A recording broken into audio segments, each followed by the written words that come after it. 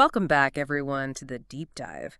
This time, we're taking a closer look at something that's pretty important to all of us, our careers. Absolutely. We'll be starting off by diving into some recent news about the Employees Provident Fund Organization in India.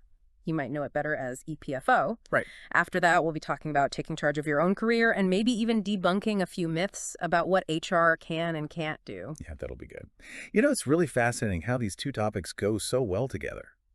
I mean, on one hand, you see this trend of formalization in India's workforce, which is exactly what these EPFO updates are showing. And then on the other hand, we're going to be talking about how to actually navigate those formal structures and take control of your own growth. Right. Yeah, that's a great point. So let's just jump right into these EPFO updates. The numbers are pretty interesting. We're seeing a 6.6% increase in organizations contributing to the EPFO. Wow. Plus, there's a 7.6% jump in the number of contributing members. That's a lot of people getting access to these benefits. It really is. And, you know, it's not just about the numbers themselves. It's what this growth actually represents. What do you mean?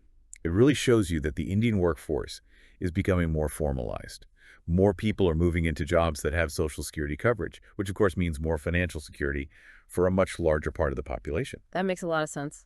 And speaking of financial security, the EPFO has also recovered a huge amount of money in what's called arrear dues.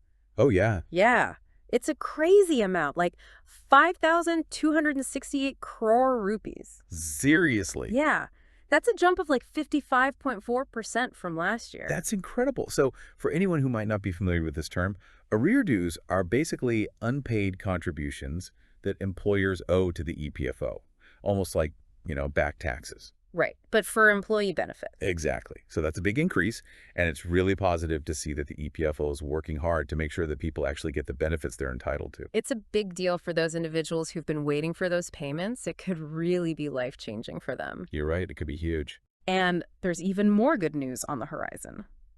The government is thinking about raising the wage ceiling for EPF contributions. Wow. They're talking about increasing it to 21,000 rupees. It hasn't changed since 2014. Really? Yeah, so this is a pretty big deal, especially for folks in that salary range. Absolutely. So if this happens, there are a few things that could really change. First, you've got a larger part of the workforce that would be covered by Social Security. And second, it could mean that people who are earning between 15,000 and 21,000 rupees would now be eligible to join what's called the Employees Pension Scheme. It's also known as EPS. Okay, so for our listeners who are in that salary range, this could really impact them. Right. It's going to affect their eligibility for both the EPF and the EPS benefits, so it's something they should definitely keep an eye on. So should they try and get on that? Well, joining the EPS does give you pension benefits. Yeah. But it also means that a part of what your employer contributes will go to the EPS instead of your EPF account. So it's sort of like choosing between different ways to have financial security later on in life. Exactly. Interesting. It really does come down to personal preference Yeah. and what your financial goals are for the future. Yeah, figuring out the pros and cons is super important. Okay, well, let's move on to our second big topic today. We're going to be talking about career development. You know, you often hear people saying that HR is the one who's supposed to be responsible for helping employees grow in their careers. Right. But I feel like that's not entirely accurate. What do you think? Yeah, I'd agree with that. It's definitely more of a shared responsibility. You really need to take ownership of your career path and be proactive if you want to grow. And if you think HR is going to do everything for you, well, there can be some downsides to that. Oh, yeah. Like what? Well, there are a few things to watch out for. There's a great article about this by Amy Lentz, who's actually the Chief People Officer at Tom's Shoes. She also founded this company called Hack Your HR, and she talks about 3 specific areas where relying too much on HR can actually be a bit of a trap. Interesting. So tell me more about these traps. Okay, so the first one is that HR can't make decisions alone. Okay, I can see that. Like if you're trying to get a promotion, but your manager isn't really on board, going to HR isn't necessarily going to change their mind. Exactly. They don't have that kind of power. HR can definitely give advice and make sure everything's being done fairly, but at the end of the day, it's usually the department heads or even finance who have the final say. They've got their own stuff to worry about, you know, like budgets and what the department needs. Yeah, makes sense. What's the second trap? It's that HR can't guarantee your growth. Sometimes what a department needs just doesn't line up with what you personally want to do. It doesn't always mean they don't want to help you grow. It's just that things don't always match up perfectly.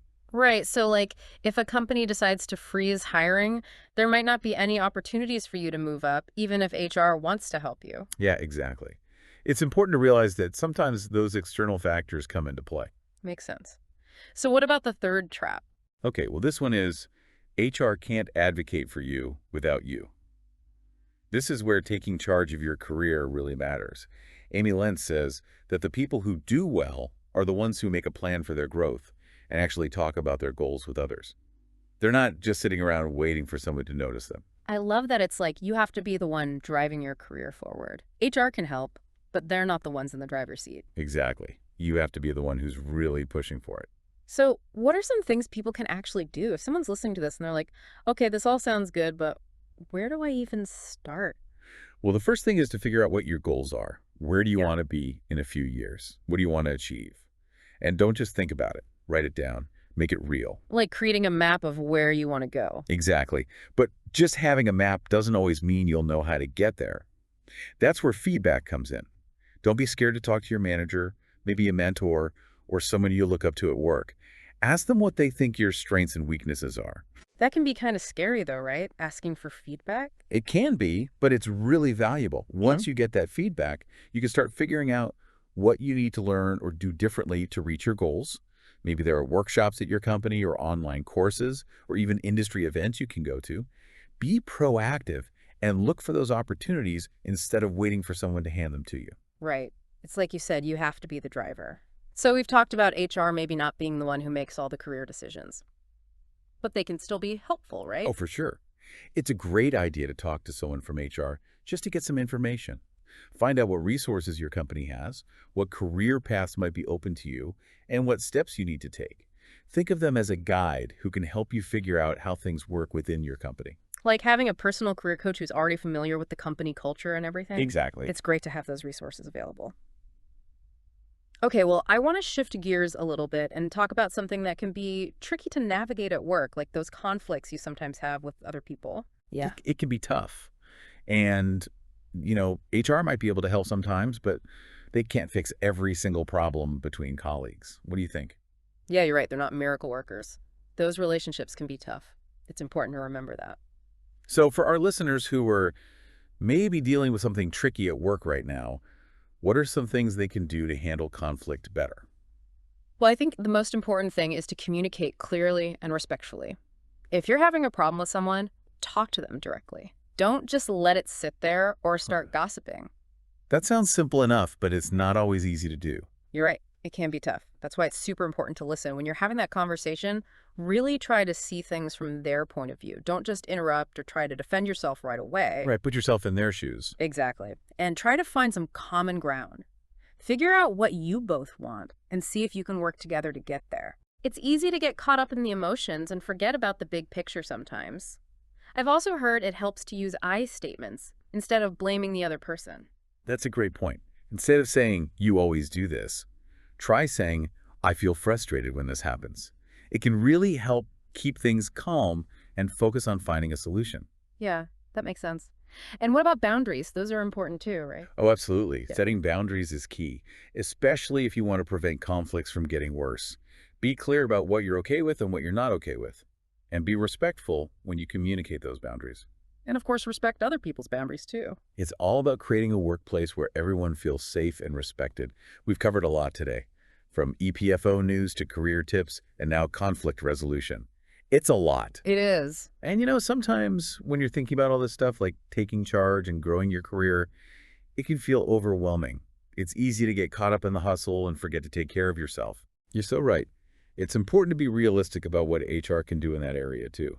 They can create policies and programs, but at the end of the day, you're responsible for managing your own time and making sure you're taking care of yourself. So what can people do if they're feeling that pressure to always be performing and achieving? How can they create a better work-life balance? One of the best things you can do is set clear boundaries between work time and personal time. Decide what your work hours are and stick to them as much as possible. Don't check emails or work late unless it's really, really necessary. That's easier said than done, though. With technology, it's so easy to be connected all the time. It's definitely a struggle, but it's important to protect your personal time. And another good tip is to prioritize your tasks. Focus on the most important things first, and don't be afraid to delegate or put off less urgent things. It's so easy to think everything is urgent, and then you just burn out. Exactly. You have to learn to say no and be realistic about what you can do. And don't forget about breaks.